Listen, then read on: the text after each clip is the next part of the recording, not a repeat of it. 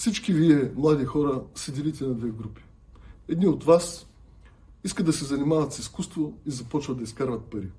Другите от вас искат да правят пари и започват да произвеждат изкуство. Вярвам, че за всички вас този курс по Motion Design, който организираме съвместно с ARC Online, ще представлява интерес. Що е Motion Design? Най-лесно ще го различим от анимацията. Но в анимацията става дума за по-широка история за взаимоотношението на персонажи и роли. То Motion Design акцентира върху кратките форми, върху анимация от по 1-2 секунди и най-вече върху специалните ефекти.